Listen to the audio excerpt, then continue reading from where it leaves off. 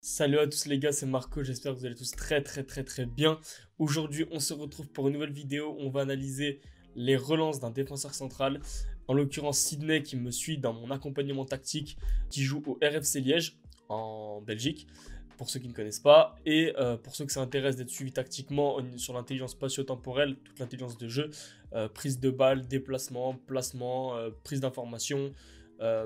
C'est sur mon Instagram, n'hésitez pas, le lien est dans la description. Donc, Sydney m'a rejoint donc, il y a un peu moins d'un mois et il est venu, c'est un super défenseur central, très bon dans la couverture, très bon dans les duels, mais il avait un souci à la relance et j'aimerais qu'on puisse aborder ça aujourd'hui dans cette vidéo, quelques erreurs à ne pas commettre quand on est défenseur central à la relance. Donc là, déjà on peut voir quoi? On peut voir que Sydney, la prise de balle est plutôt intéressante, il se met face au jeu. On peut voir qu'il y a un 3 contre 2 à la relance avec une supériorité numérique. Ça, c'est super intéressant et important quand vous êtes défenseur central à regarder ça. Là, le numéro 6 de son équipe était redescendu, créé la supériorité numérique. Donc, il y aura forcément un homme libre, que ce soit le 6, lui ou le défenseur central. Donc déjà, la prise de balle vers l'avant, c'est intéressant, mais on va voir s'il ne va pas s'enfermer. Et là, en l'occurrence, il fait une touche de trop.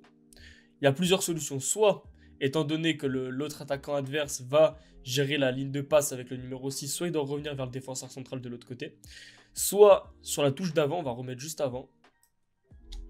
Là, il doit la glisser à la limite au numéro 8. Pourquoi? Pour aller chercher derrière le troisième homme avec le numéro 6 ou même carrément écarté sur l'ailier. Et là, avec sa touche de trop, il va s'enfermer et il va être obligé de jouer sur son latéral. Là, en l'occurrence, il va casser une passe. Sauf que derrière, il a ramené toute la densité adverse sur son équipe, ça facilite le pressing adverse, et là son milieu de terrain est en difficulté.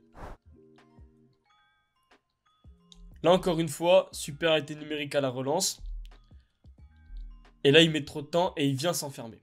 Encore une fois, il a ce réflexe d'aller s'enfermer, alors que il doit utiliser cette supériorité numérique, soit en jouant sur le 6, soit justement en allant fixer et en allant chercher le central de l'autre côté.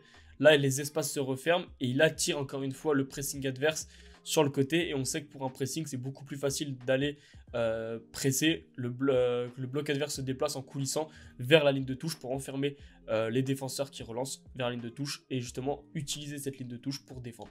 Et là, on va le voir, il va être obligé de dégager. Donc là, il est trouvé par son gardien, il est très bas.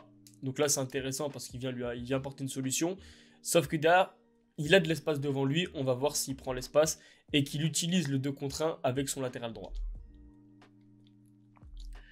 Et là, au niveau de la prise de décision, il est un peu lent. Là, il doit, sur sa prise de balle, aller avancer et jouer le 2 contre 1 avec son latéral. Il ne le fait pas. Et là, en fait, derrière, il met son gardien en difficulté. À la limite, si vous revenez comme ça de l'autre côté, directement aller chercher le central gauche de l'autre côté qui a du champ, qui a du temps et qui peut venir lui aller fixer.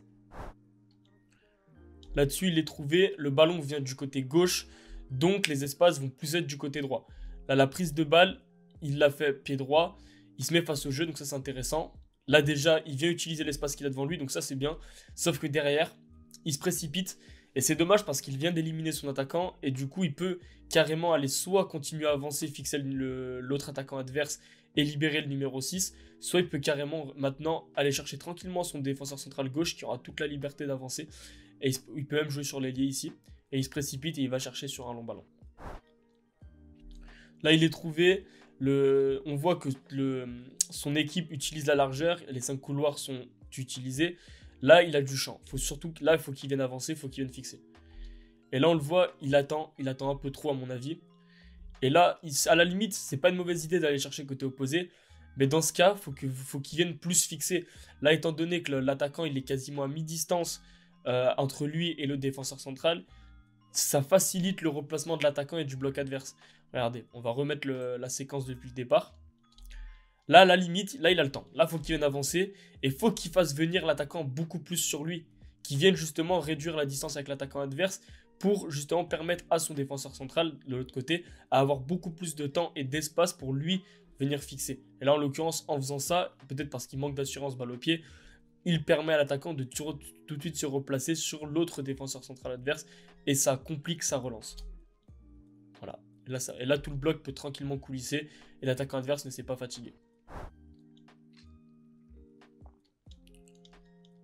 Voilà, situation encore une fois il se retrouve avec beaucoup d'espace devant lui.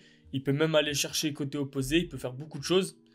Et là, on voit qu'il est hésitant. On voit qu'il est hésitant et il prend pas l'initiative d'aller fixer balle au pied. Et là, il va faire une passe neutre. Et en plus de ça, en faisant ça, il facilite, comme on disait, le pressing adverse.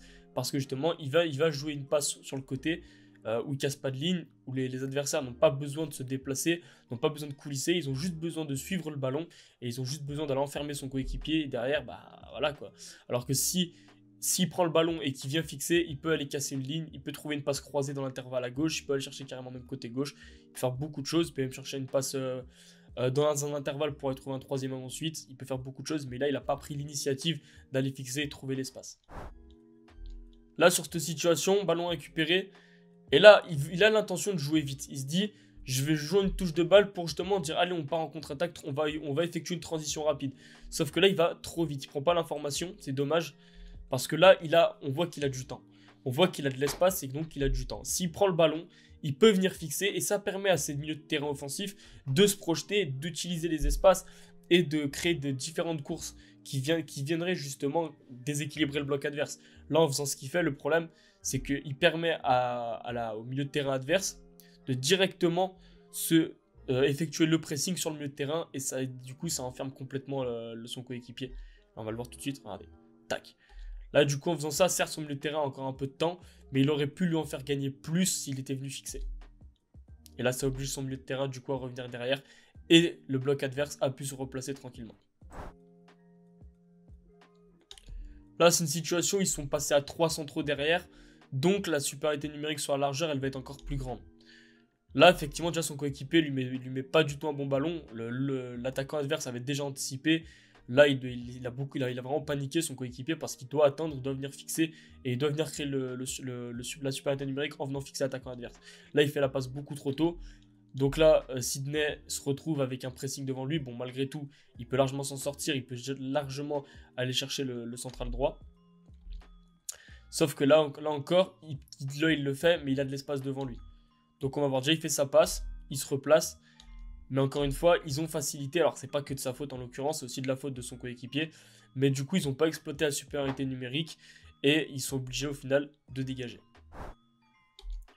La supériorité numérique à la relance, 2 contre 1. Encore une fois, on va voir comment il s'en sort. Et là, cette fois-ci, le comportement, il est bon. Il a de l'espace, il est capable athlétiquement de prendre cet espace-là. Donc, il vient passer attaquant. Et là, on le voit, ça, c'est pas une erreur. Pour le coup, ça, c'est un très bon choix de sa part. Il vient trouver une passe sur un joueur en pivot qui peut trouver le troisième homme lancé.